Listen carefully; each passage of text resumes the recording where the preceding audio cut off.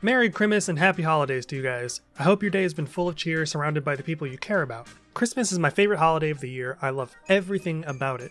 The aesthetic, the treats, how festive people get, and giving gifts. But not Christmas movies. With the exception of bangers like Home Alone 1 and 2, most Christmas movies are, It's not good. They're schlocky, overdramatic family films that make me want to imprison myself in a block of peppermint until the sun explodes. But there was one movie I loved watching as a kid, back in the era when my biggest concern about Christmas was getting clothes. A surprising number of my friends don't remember a time in Hollywood when Arnold Schwarzenegger was branching out to do more than just action films, and along the way, he starred in a little movie called Jingle All the Way. The movie begins with a goofy Power Rangers type battle that could literally only exist in the 90s with how cheesy it is. It reeks of Mighty Morphin Power Rangers influence. The main hero is a dude named Turbo Man, and he's got a sidekick named Booster who basically gets shit on the entire film and wouldn't look or feel out of place at all in a Chuck E. Cheese or Five Nights at Freddy's game. This isn't entirely relevant, but the villain uses a detachable fist to punch Turbo Man in the face, and something about it just cracks me up. Also, are we just not going to talk about the fact the villain literally tried to murder a child by dropping him off a cliff? That's some cold-blooded shit, dude. Turbo Man doesn't even try to stop the villain after catching the kid. Like, bro, he just tried to splatter this kid all over the ground. Go get him! The show is being watched by the kid who goes on to play Anakin Skywalker in episode 1, so he was probably rooting for the child murderer in the first place. Anakin Podracer is told by his mother Liz to get dressed for a karate class, but he complains that his dad isn't home yet, his pops being the good old Terminator of California himself. Lizzie McGuire reassures him that the T-800 won't miss the class, reasoning that he's probably just working hard. I mean, she's not wrong, but this helpful office assistant of Arnie shows us two things. One, this model of the T-800 can read, and two, they fail miserably at time management. Robodad is bouncing from phone call to phone call like a mid-90s phone sex operator, and at the end of every call he says, "You're my number one customer." Liz calls to be like, "Fam, where you at?" And Arnie reassures her he'll get to Anakin's class on time, but ends the call with, "And don't forget, you're my number one customer." He realizes too late what he said, and it reminded me of a quick story about a time I was working Black Friday at GameStop. We were jam-packed. I had been there for more than 10 hours already, and I was tired.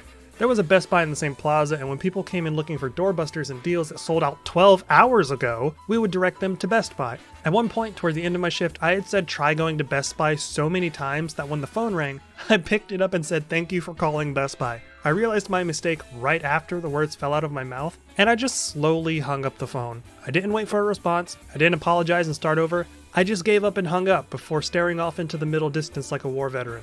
Anyway, Arnie's wife hangs up on him because she doesn't want to go to Best Buy, and Arnie takes off to try to get to Anakin's child soldier training class. This guy named Ted is their neighbor and is posted up in the audience with Liz since his son is also in the karate class. Ted, for some bizarre reason, keeps getting hit on by the women around them. From the way they're fawning over him, either these women are deeply, deeply lonely, or Ted's out in the street slinging some monster dick at all the desperate housewives. I got hoes. Arnie gets pulled over and the officer is being a bit of a dickhead. Recite the alphabet.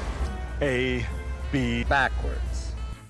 Fuck the police. Naturally, he doesn't make it to the class on time, and when he gets home, Ted is on his roof like a mad lad putting up his Christmas lights. Arnie, kill him while you have the chance. He's asserting holiday dominance. Robodad tries to apologize to Anakin, but Anakin not only ignores him, but walks away from him while he's talking and slams his room door in Arnie's face. I don't know about you guys, but if I had done that when I was a kid, my mother would have slapped the black off of me. In an attempt to make it up to the future menace to the galaxy and secure his safety, Arnie asks Anakin what he really wants for Crimmus, and this is where the MacGuffin that damn near ruins Arnie's life is introduced. The item in question is the Turbo Man action figure with the arms and legs that move, and the boomerang shooter, and the rock and roll jetpack, and the realistic voice activator that says 5 different phrases, including "It's Turbo Time!" Accessories sold separately, batteries not included. And Arnie is like, psh, yeah, sure, I'll totally get you one, kid. Completely forgetting his wife had asked him to pick up that exact item 2 weeks prior, and Christmas was in 2 days. Footballhead lies about having got the doll, and Liz is relieved, mentioning that it'd probably be impossible to find one now, hence the coming shit show that comes blisteringly close to completely unraveling this poor man's entire personal life. So now he gets to spend Chrysler Eve looking for this stupid doll with the added bonus of a parade that he has to make it to, otherwise Anakin Skywalker will add a second school of children to his future hit list. On his way out, the Terminator runs into Ted, who may or may not be fucking a reindeer, and Ted mentions he already got his kid, the Turbo Man doll, and has it nestled under his tree. Sometimes foreshadowing is relatively obvious. Like an idiot, Arnie goes to a nearby toy store in the city, and there's a huge crowd of people waiting to get inside. In the crowd, he meets Sinbad, but not either of the versions you're probably thinking of. He meets the 90s comedian Sinbad. I know there are a lot of you who have no idea who Sinbad even is, and that objective reality reminds me just how cruel Father Time is. Anyway, Sinbad plays an amusingly jaded mailman who's probably the best part of this movie by a country mile. Dear Santa, could you send me a bike and a slinky? No, your father's been laid off. Of course, Sinbad is there for a Turbo Man figure as well, and just by virtue of him being a named character, we already know him and Arnie are going to end up competing. The doors to the toy store open, and immediately the employee that unlocked it gets trampled. I'm about to show my age again, but this scene always reminds me of the legit fistfights that people, including the elderly, would get into over Tickle Me Elmo. The very existence of that toy turned Toys R Us stores across the country into raging battlefields. Terminator and Sinbad damn near get laughed out of the store when they ask about Turbo Man dolls, but what's insane is that after a bit of intimidation, the employees revealed that the last doll just left the store with a woman who had it on layaway, and then proceeded to give them a description of the woman, with her wearing a fur coat being the most specific detail. Like fam, they're legit setting this random woman up to get finessed. Sinbad makes a move to get to the woman first, thus beginning the eternal conflict between Skynet's robot army and the Kingdom of Syndria. Robodad trips him up, and once he gets outside, he literally approaches the very first woman he sees that matches the incredibly vague description given by the store clerks. Arnie rolls up on her and she thinks he wants her phone number, and it's clear she's kinda into him. That would have been the perfect way to finesse her out of her Turbo Man. Just take a page out of Ted's book and sling some dick at her, then afterward hit her with the I'll be back. and leave with the TurboTax Man. Problem solved. Or at least, it would have been an easy fix if it was an actual Turbo Man she was carrying. Arnie offers to pay this woman triple what she bought it for without checking the contents of the bag first. Turns out she was carrying Turbo Man's creepy sidekick Booster. Like, why wouldn't you confirm she's actually holding the right thing before purchasing it for 3 times the MSRP? He doesn't even check the bag until well after she's disappeared into the crowd with his money, so no backsies. What's even dumber is that he throws the toy away. Even if your end goal is to obtain Turbo Man himself, surely your toddler Sith at home would also appreciate getting 2 toys from the show he likes. He could have taken it back to the store and recouped at least some of the money he shelled out, since there's a high likelihood the receipt was in the bag. Or why not donate it? There are always kids out there that don't receive anything for Christmas. Like, literally anything is better than just throwing this unopened toy away. The T-800 very clearly needs a software update on that tiny brain of his. Then he sees the actual woman he was looking for driving away with the Turbo Man doll perched in her trunk. I hope she's going straight home, because considering the popularity and demand for this toy, if she goes anywhere else and leaves it unattended, I can almost guarantee someone's going to do a smash and grab. There's a montage of the Governator going from store to store looking for this toy and getting laughed off, which, yeah, you kinda did this to yourself, you dingus. He's having the same luck finding this doll that I'm having trying to find a PS5 at its normal price. Back at the house, Ted's out here with Arnie's wife in the scope. Man's trying to butter her up for a white Christmas, if you're picking up what I'm putting down. He literally even does the Cosby. You know, this weird little expression right here. You know what? He's failed the vibe check. Send this man directly to jail. Ted's also out here answering this man's house phone. The disrespect is so real. After listening to Ted moan in his ear on the phone, Arnie and Sinbad find out that a late shipment of Turbo Man dolls are arriving at a nearby mall, so the hunt begins again. Our favorite skin-wearing robot backs into a police motorcycle, even though it looked like there was more than enough room for him to just pull forward, and of course, the bike belongs to the same officer that pulled him over earlier. License and registration, please. Fuck the police. Due to the limited quantity of Turbo Man dolls versus the large number of bloodthirsty peasants foaming at the mouth to get one, the employees of the toy store elect to use a lottery system to select who will get one. Which is the most fair thing to do, especially since everyone is grouped together like a pack of rabid animals, and it would be impossible to form a line based on who showed up first at this point. The store manager also doubles the price of the toy on the spot because everyone's being so crazy, but can he do that? Like, that can't be legal, right? The behavior of the crowd might come off as a bit much to modern audiences during the scene, but it was genuinely like this in the 90s and the early 2000s when it came to extremely popular children's toys around the holiday season. Because of the scarcity versus the demand, people would turn into full-blown goblins inside toy stores. It wasn't uncommon for people to enter a Toys R Us or KB Toys perfectly fine and leave with actual injuries. After some shenanigans, the T-800 comes across a shady mall Santa and an elf that offer to sell him an actual Turbo Man doll, brandishing a Polaroid of the elf holding the doll and a copy of that day's newspaper like some sort of hostage negotiation. They take Arnie to this warehouse full of other Santas and elves, and it genuinely looks like a racketeering operation. Santa charges $300 for the doll, but the Turbo Man speaks Spanish instead of English. Upon even closer inspection, the doll just straight up falls apart. Arnie calls them out for being scam artists, and I can only imagine he's feeling right now the way a lot of people are gonna feel a year from now about NFTs. All I have written in my notes about this set piece is Terminator takes on Santa's criminal enterprise. The cops show up, bust the whole operation, and Arnie gets out of there.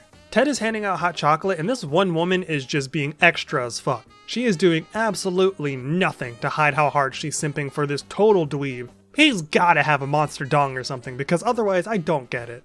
Dadinator oofs with Anakin again, because human emotions are hard, and promptly runs into Sinbad again.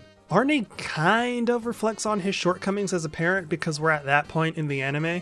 Sinbad talks about a toy his dad never got him that he really wanted as a kid, then goes on to say his neighbor got his kid the same toy and that kid went on to become a billionaire while Sinbad ended up a loser. Then Robo-Dad hallucinates Anakin in Sinbad's outfit drinking alcohol, and I laughed so hard. This is so stupid.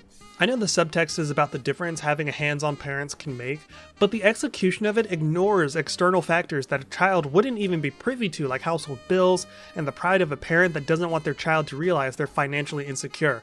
The metaphor was butchered so badly that I had to pause the movie and just laugh. So you're telling me if I'd gotten the toy I wanted so badly when I was a kid, I'd be a billionaire now? Wow, what a world-shattering revelation! I knew it wasn't political, societal, and economic factors along with personal choices I've made making life more difficult for me. No, it was the fact that I didn't receive that battle-damaged Goku I wanted for Christmas that kneecapped my ultimate potential. You've opened my eyes, movie, thank you. When I show up for Christmas dinner this year, my mom asks what dish I brought, I'm gonna say beef and start swinging. Moving on, a local radio station announces a contest to get a TurboTax discount for tax season, and the two men take off to participate, eventually ending up at the radio station. So Sinbad tries to coerce the DJ into giving him the doll by brandishing a package and claiming it's a bomb. So that's fun. It's not a real bomb, but still. Arnie and Sinbad find out that there's no actual Turbo Man doll in the studio, but the winner of the contest was going to be given a gift certificate so that they could get one eventually? Kinda lame, but I'll let it slide because in his defense, he didn't actually say there was a doll at the station during the broadcast. The police show up because of the literal bomb threat Sinbad barged in with. The two men get cornered and Sinbad whips out another fake bomb to strong-arm the police into putting their weapons down. At this point, he might as well just have a real bomb because there is zero chance he's not going to prison for many, many years. They've seen his face and he admitted he works for the post office in this scene, so it's not like they couldn't track him down and charge him with several hefty crimes. The cop that's been giving Arnie a hard time the entire movie inspects the package after the two men make their escape instead of, calling in the bomb squad and says, don't worry, I was in the bomb squad for 10 years. Okay, that's cool and all, but you should still wait for the actual bomb squad. Dude sniffs the package and then shakes it. Deciding it's a fake, he announces that they've been duped and opens the package, which causes it to explode because it was, in fact, an actual bomb. This is a Christmas movie. The explosion is loud enough to be clearly heard outside and causes a rumble, but somehow only the officer that opened the package is hurt in any way. I'm sorry, Christmas movie or not, all of these cops should either be dead or close to it. We're not even going to get into the shitstorm of legal trouble this would bring down on Sinbad. When Arnie finally makes it home after the day he's had, he's pretty annoyed to see Ted in his house putting the star on top of the Christmas tree, a job typically reserved for Arnie himself. Bro, Ted's out here slinging his candy cane at all the local ladies and Christmas cucking our boy. Remembering Ted said he put a Turbo Man under his tree, Arnie decides to sneak into his house to steal it because it's way easier to commit a B&E than just admit you're kind of a shit parent. Ted's trying to put the moves on Lizzo, but she's resisting pretty well because she's probably the only good person in this film. The Governator waits until he's basically made a clean getaway and sees the tag on the gift to start questioning his actions. He resolves to put the gift back, but somehow doesn't notice this big-ass reindeer right in front of him that it can't possibly be legal for Ted to have in his possession, and ends up being chased back inside. Long story short, Arnie and this reindeer end up trashing the interior of Ted's house. After this fuckery, Liz basically tells him she's done listening to his bullshit and asks Ted to take her and Mr. Anakin I Can't Act Sky Baby to the parade. On the way out, Ted says, "You can't bench press your way out of this one."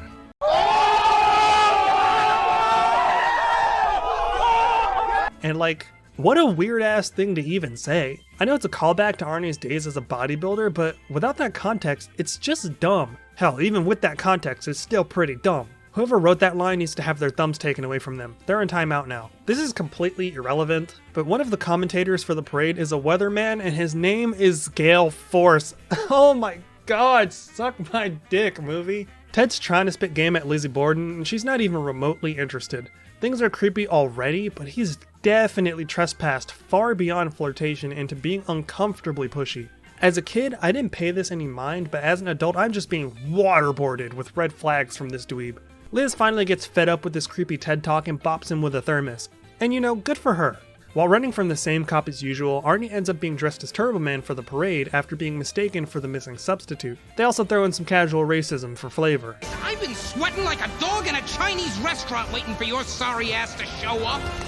When he shows up on the float, there are way too many adults that are just a bit too excited to see Turbo Man. I guess this dude's got more clout than Michael Jackson in this universe.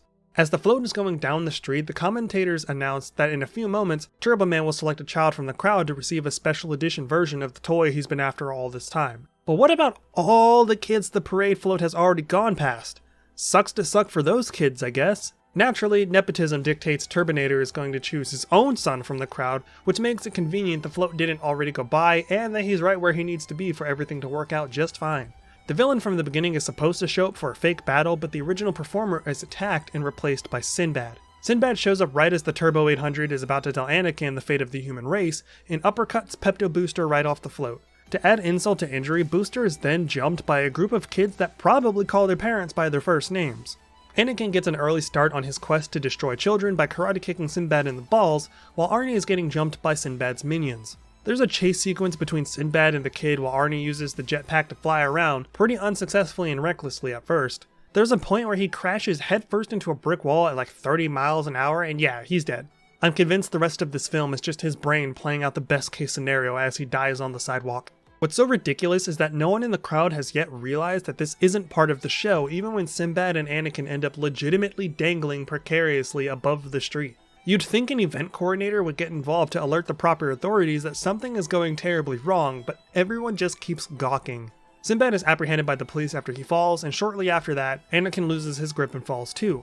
Realistically, there's no shot Arnie would be able to get to him before he splatted on the pavement, but this is a Christmas movie, so we can't have that. After he saves the day, Arnie reveals he's Turbo Man, Anakin is happy, yada yada yada. As Sinbad is being taken away though, Anakin gives him the special edition TurboTax bundle to give to his son, saying he doesn't need it since his dad is Turbo Man. But Sinbad is most definitely going to prison for a long ass time, and they're going to take that toy away from him well before he gets down to the station. Do you really think those cops are going to honor this idiot kid's request? Especially involving a special edition, likely one of a very limited batch of the most sought after toy in this film's entire reality? Hell no, if one of those cops doesn't give it to their own kid, they're just gonna flip it for a gross profit. Get fucked, Anakin, your good intentions don't mean shit here. Once the day's events come to an end, Arnie and his family wind down and Liz is like, "Damn, Papi, you went through all that for a toy for your son, so I'm kinda curious what you got me." And by the expression on the T-800's meat puppet, you can tell he's got her the same thing he got her last year. Jack and shit. I'm going to keep things short this time around, so feel free to join the Discord, check out the Patreon if you feel like supporting, big shout out to Zoran, follow me on Instagram, links for everything are in the description, and let me know what your favorite Christmas movie is. Merry Christmas, Happy Hanukkah, Happy Kwanzaa, and to any other denomination that has a celebration this time of year, Happy Holidays. Take care of yourselves and others, and as always, thanks for watching.